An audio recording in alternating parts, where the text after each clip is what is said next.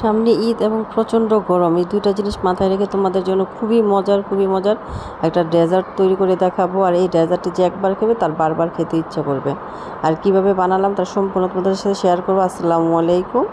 প্রথমে আমি একটা হাঁড়িতে পানি দিয়েছি, এখানে আমি 4 চামচ দুধ দিয়ে দিচ্ছি, ফুল ক্রিম মিল্ক, আর এখানে সামান্য পরিমাণ চিনি দিয়ে দিচ্ছি। তোমরা চাইলে কিন্তু কমিয়ে বেড়ে নিতে পারো। আমি একটু নেড়ে চেড়ে এখন সামান্য চায়না গ্রাস দিয়ে দিচ্ছি, আর 1 চামচ পরিমাণ কফি পাউডার দিয়ে দিচ্ছি। দিয়ে একটু ভালো করে নেড়ে চেড়ে নিব।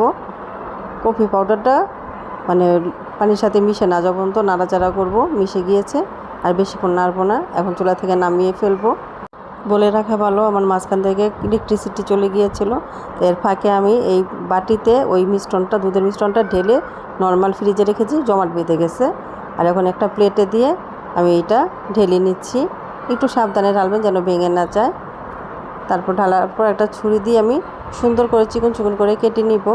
আমি অনেক ধরনের ডেজার্ট করে দেখিয়েছি, বাট এই ডেজার্টটা আমার কাছে বেস্ট লেগেছে। এই দিয়ে কিন্তু এই ডেজার্টটা অবশ্যই করবে তোমরা। আমি ভালো করে কেটে নিয়েছি।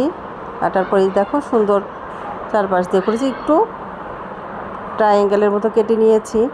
এখন আবার একটা বাটিতে এই মিশ্রণটা, কফি মিশ্রণটা ঢেলে রাখবো। এখন আমি পরবর্তী কাজটা শুরু করি।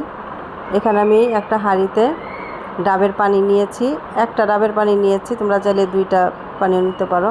আর এখানে আমি চায়না গ্রাস দিয়ে দিচ্ছি 1 চামচ পরিমাণ, দিয়ে ভালো করে নাড়বো। আর একটা টিপস তোমাদের সাথে শেয়ার করি, যখন চায়না গ্রাস দিয়ে কিছু করবে তখন কিন্তু পানিটা ফুটে ওঠার পর চায়না গ্রাসটা দেবে, দ্রুত গলে যাবে।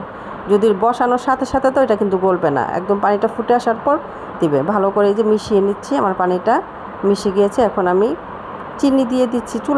চুলার জাল অফ করার পর আমি চিনি দিয়েছি, তারপর একটু নেড়ে চেড়ে নিচ্ছি পান ঠান্ডা করার জন্য। আর এখানে আমি 3টা বাটি নিয়েছি, অ্যাপেল সাইজের 3টা বাটি নিয়েছি, দেখতে সুন্দর লাগবে। একটাতে আমি ঢেলেছি, আর বাকি 2টাতে ঢেলে দেখাচ্ছি তোমাদের।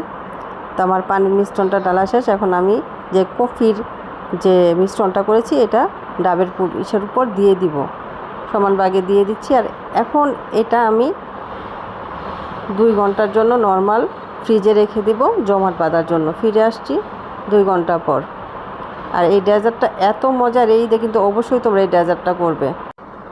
এই যে দেখো আমার ডেজার্টটা একদম জমাট বেঁধে গেছে। এখন ফ্রিজ থেকে নামিয়েছি, কতটা সুন্দর সেট হয়ে গেছে। উপর থেকে দেখো কতটা শক্ত। আবার একটা আমি ছোট কাপেও দিয়েছি 3টা, আর একটা ছুরি দিয়ে একটু হালকা প্রেস করে নিব।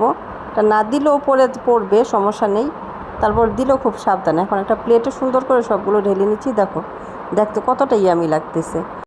কফির এই পুডিংটা যদি ঈদ কিংবা এই গরমে ঘরে তৈরি করে নিজে খাও, অন্যদের খাও, দেখবে এত মজা। তোমরা নিজের আমাকে কমেন্টস করে জানাবে যে আপু তুমি ঠিক বলেছ। আর ছুরি দিয়ে খুব আলতোভাবে আমি পুডিংগুলো কেটে নিচ্ছি। আর খেতে তো দুর্দান্ত মজা হয়েছে। আর আমি ইদানিং একটু ভিডিও কম দিচ্ছি, একটু অসুস্থ, সবাই একটু দোয়া করবে যেন খুব সুন্দর ভিডিও তোমাদের সব সময় দিতে পারি। আসসালামু আলাইকুম। অবশ্যই আমাকে কমেন্টস করে জানাবে, এবং আমার ভিডিও যদি তোমাদের ভালো লাগে প্লিজ ছোট্ট করে like, comment, share and YouTube চ্যানেলটা একটু সাবস্ক্রাইব করে দিবে। তো অবশ্যই রিভিউ দিবে কেমন হয়েছে। আসসালামু আলাইকুম, ভালো থেকো, সবাইকে ঈদের শুভেচ্ছা।